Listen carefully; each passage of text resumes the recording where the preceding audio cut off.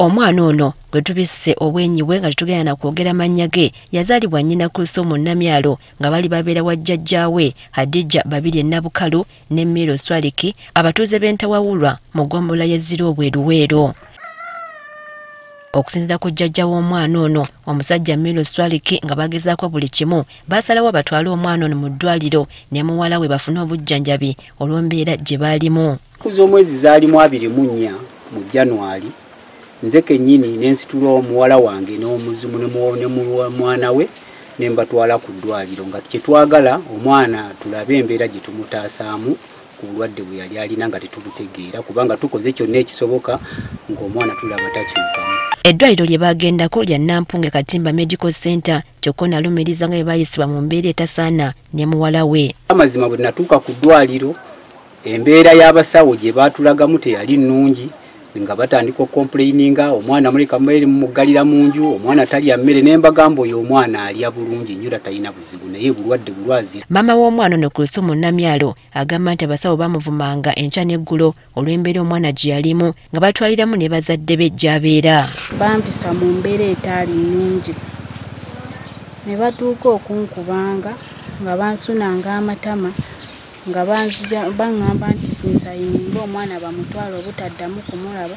Agamba nti bwe yalaba nga kimususseeko kwe kusalawo adduke mu ddwaliro lino oluvannyuma lw'okusaba bamuwandiikira ebbaluwa egenda mu ddwaliro eddala ne bagaana. So dokita n'aŋŋamba nti si ffe tukusalirawo nga maama w'omwana tugenda kukuwa ebbaluwa ekusiibula gw'osobola okugenda gy'oyagala si ffe tukusalirawo. Dokita olwavaamu n'agenda n'anyumizaako oyo omusawo yeeyita musawo Naalongo.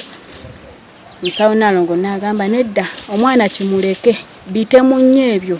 Kino kyatabula abasawo abali bajjanjaba omwana ono kwe kusalawo okunoonya abantu bano bakwatibwe ku mbeera gye bali bayisaamu omwana n'okumutuusa ku ssa erimukkiriza Ezzira kumwa.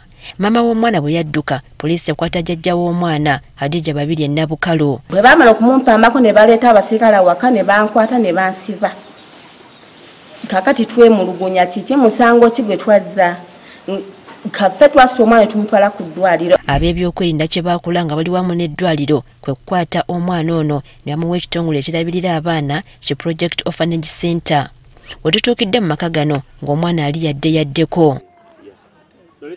Kati obuzibu bwe buva be bazadde b'omwana ono okukwata wansi ne waggulu nga baagala okubaddiza omwana waabwe. Nze muzzukulu wange mwagala era mwesobolera okumujjanjaba kubanga ebbanga lyembadde naye era ddene nga mujjanjaba naye olw'okuba siri musawo wabaawo ekyansukkako ne kwe kumutwala mu ddwaliro. Omwana wange ye mwetaaga nze omwana wange bamumpe oba ali mu mbeera ki mbeera yonna gy'alimu nze ngimwagaliramu. Bano bayambibwako n'abamu ku bakulembeze ku kitundu kino nga bagamba nti bazadde b'omwana ono baggyibwako eddembe lyabwe ery'okubeera n'omwana waabwe.